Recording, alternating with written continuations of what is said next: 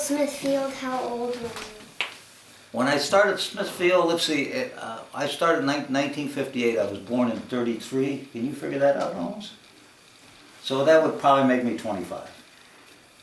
Not, well, I'm thinking when I started Little League. Smithfield came a little bit later. See, we started at the Half Moon Bay High School, which is now Cunha School. That's where Little League started in Half Moon Bay in 1958. It moved to Smithfield somewhere around 1964, somewhere in there. But when I started, I was like 25. And because I was a catcher, and because I liked baseball, that's why I just loved this, what I got into, because I really gave me something to do. And it kept me out of trouble. It was 2 practices a week and Saturdays. That's 3 nights a week, three times a week. You would have something to do with Little League. Any others? Why did you decide to build Smithfield? Why did we build Smithfield? Well, I think Smithfield, now you got to remember that I helped build Smithfield because I have pictures showing me that Pacific Telephone donated all the poles for the backstop, the original backstop, and they were climbing poles that they were using at climbing school, and the climbing school was in Millbury, I believe. And when they would use those poles where they would practice to climb up poles, with the hooks, and then they get too many holes in them, and then they would replace them. So they give us a whole set of poles. It was like 8 of them. And if you look at the original backstop, I have pictures here, there are all these poles, and then we got some wire and we put up this wire to make a backstop. And that's the original Smithfield backstop was put up probably in 1964, somewhere in there. But what happened is I had moved down from Little League, I had gone to Pony League. I had Ram, who I've always been a great friend with, and I could get along really well, and he loved baseball too, and he had a child. He had a boy who was just starting to play Little League, was like 8 or 9 years old, okay? So he had a vested interest in it. My interest was, I just loved the game, and I just loved kids like this guy, because he would go out there and play. And he would do what I told him to do. That was the important thing. It's always nice when they follow directions. And the parents were, trust me, I had some of the greatest parents in the world. Whatever Bruno said, it's fine. It was fine. They do it. And there was never any, how come my kid didn't play today? At that time, like I say, we had to cut kids, and that wasn't easy to do when you had to cut a kid, say you can't make the team.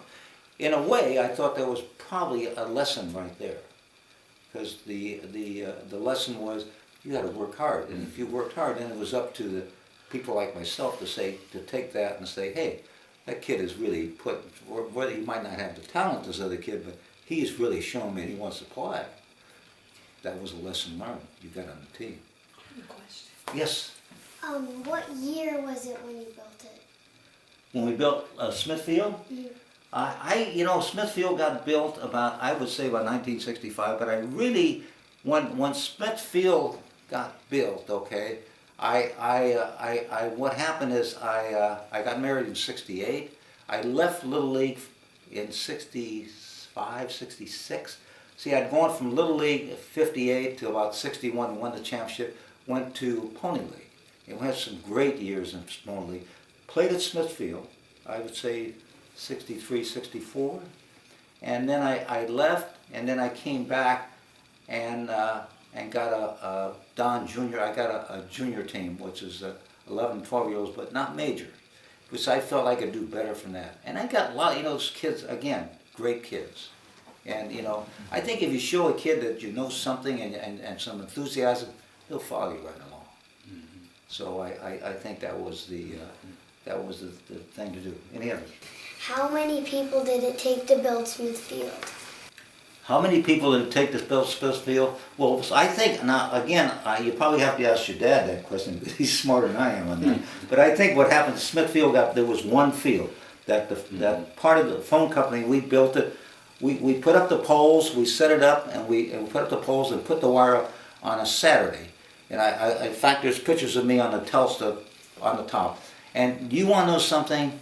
Pacific Telephone, they paid us overtime that day. That's hard to believe. They said, you guys go out and do it. and we'll do it, you know. And I break up now because a lot of us, because, you know, we were involved. You know, I had Mannery, who was at the time Pacific, and myself. I was still here on the coast, and they did it. And then from there, it's got to where it is today. I have no clue what it's going today. I'm going on and did artichokes and Brussels sprouts. Why is Little League important for kids? Well, because I think anything that has, there's a team involved. There's too much, like, especially today. I think today every kid is an individual. He's out there playing with he don't even need anybody to play with. He's got his own little self-practice. But when you get a team, when you know that you have to depend on that kid, in other words, if that kid's a bat, you want to win the game, you got to depend on him to hit the ball so I can get up. That's a kind of a team thing, okay? And there's plenty of heartbreaks for that. But without the team effort, I don't know where we're going today. I really don't. And I'm kind of sad, although I see there are sports today, but they're becoming more, they're almost becoming more, I don't even know the word, they become more professionalized. You know, like in high school, you play basketball, you don't play nothing else. You play football, you don't play nothing else. You play baseball, you don't play nothing else. And that's, to me, that's not what I grew up with. I grew up in Half-Moon Bay High School where you played all the sports and you had to play them. And you accepted the defeats because that's the way it was. Go ahead, that was a good question. Why is Smithfield called Smithfield? The only reason I can figure that out is the guy who let us use the land was Smith. He was a contractor. I don't know whatever happened to Smith. I don't know how that land is. I don't even know if the city owns that land now, how they even work that land. But Smith was a contractor at the time, and he let us use the land because I think it was Dolores Burns Brampati, I guess at the time, she remarried, was the mayor, and she had some contacts with Smith. Go ahead. Why did you decide to build Smithfield? Okay, because like I meant to tell you before, the thing was so successful in Half-Moon Bay that all of a sudden, instead of 18 kids for the first in 1958, well, we started getting 35, 40 kids. Now, you can't have just one team and send everybody home. So they decided that they built Smith Field and have more fields to play on. And then I think after the first year in 1961, we started the Don Junior minor league team. Along with that, because the other guy had helped me, Ram, he had a little boy, and they all wanted to play. So we started them, and it got very successful. I mean, the kids just reaped to it, and the town just reaped to it. I remember one time that the local editor, George Dunn Sr., okay, he was a great proponent of narcotics. This is in the 50s, you know, saying this is going to be the problem with the United States is drugs. 50. Well, he wrote an editorial on this, and I thought, holy, Christopher, you wrote a whole editorial about what these guys are doing for baseball in Half-Moon Bay. He thought that was pretty great. Well, it was, and you know, again, it was a little different town than it is now because you had a lot less people, a lot less kids, but and you could probably do a lot more than what you had because now you got more kids, more ideas, more everything. You know. Go ahead. Well, that's all. Well, that's very good. You know, Okay, I got one for you. Yes. What's the role of coaches? You got anything for the coaches? For the coaches, You got anything to tell the coaches? I think the main thing for the coaches in the Little League area is fundamentals. Fundamentals, okay? A simple fundamental, okay, is to tell the kids, you know, belt down, ball, glove down. Belt up, glove up. That's it. Use your belt as the middle of your body. And you try to catch everything. You use your nose as the center of the body. You use your nose as the center of the body. You want to get in front, use the nose as the center of the body. Now, if the ball is above the belt, you turn your glove up. If the ball is below the belt, you turn your glove down. That's a simple fundamental. But that's the thing that I think kids relate to because they learn from that and they find out that it gets easier for them. You know, if they keep doing the thing wrong, then it becomes hard. Any sport becomes hard, and baseball becomes very hard. If you're an infielder and you don't get in front of the ball, it becomes hard. You know, but if you start to do it the right way, it becomes easier. Then you realize, hey, I can do this. Bruno, give us your closing thoughts.